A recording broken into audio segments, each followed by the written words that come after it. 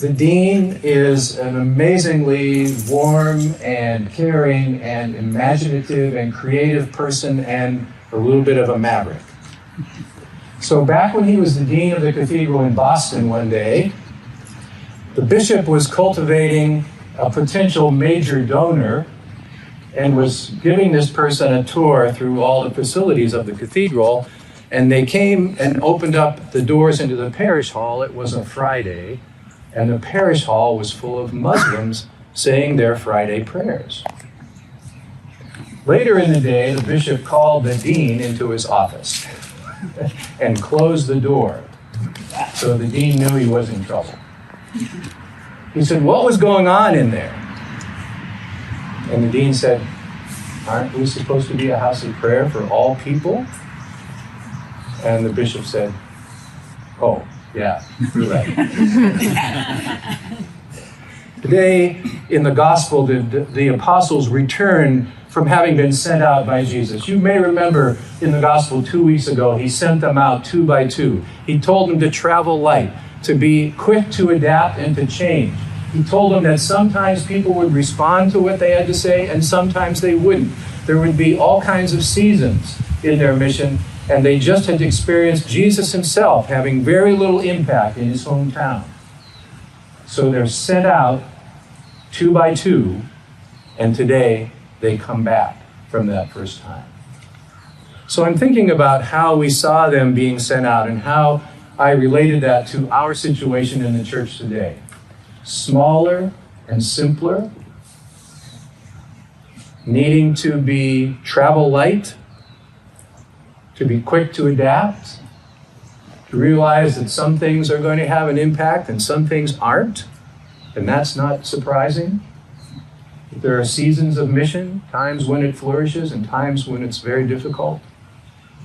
But all of the time, no matter what, the power of Christ is dwelling with us.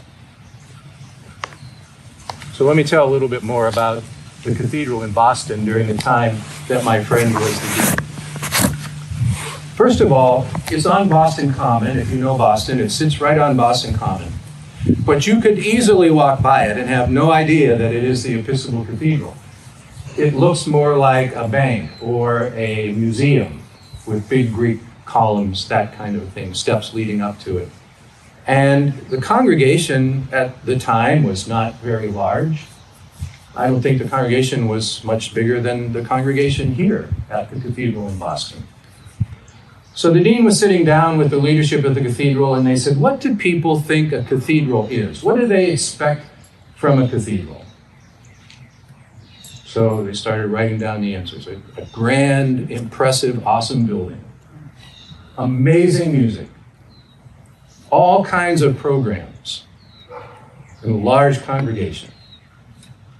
So the dean said, "You know, there is an Episcopal church just a few blocks from here that is already all of those things. Trinity Copley Square. So you know what?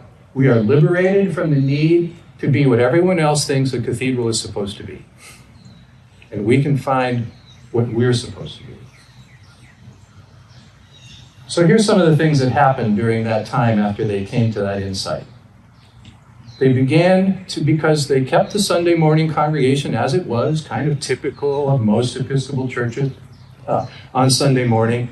But then in addition to that, they started to do just what we're doing, what a lot of churches call Mass on the grass.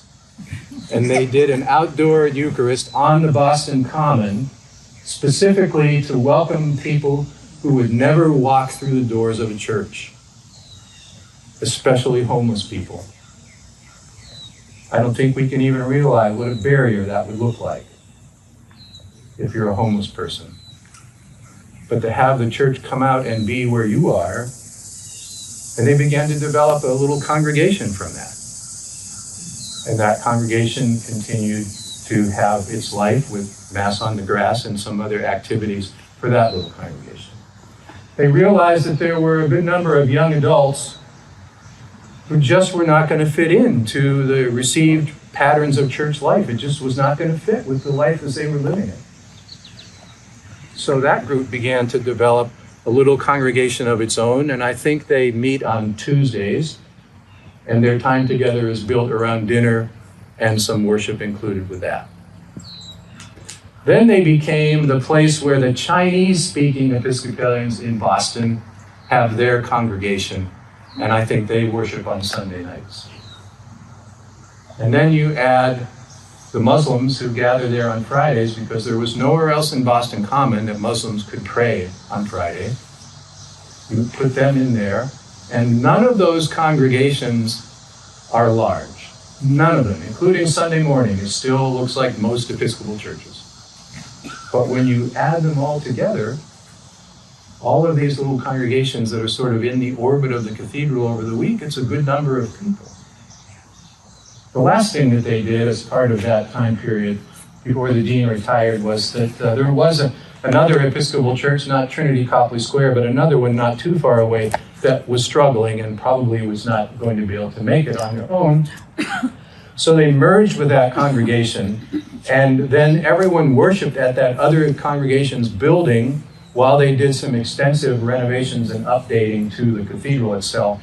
And then when that was done and ready, then they closed the other church, and everyone processed from that building back to the cathedral, and now they had a slightly larger congregation for the cathedral of two very different styles of congregations.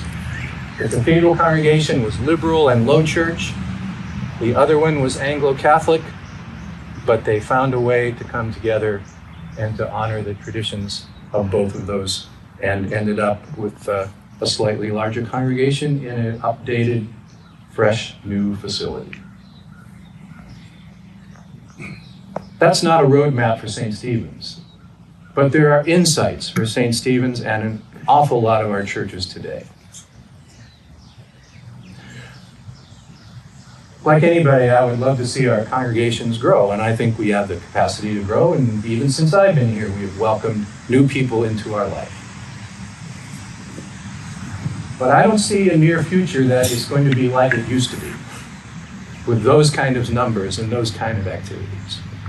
Just don't see it happening, even if we do continue to bring in a few folks here and a few folks there, which is a wonderful thing, to welcome people into our congregation.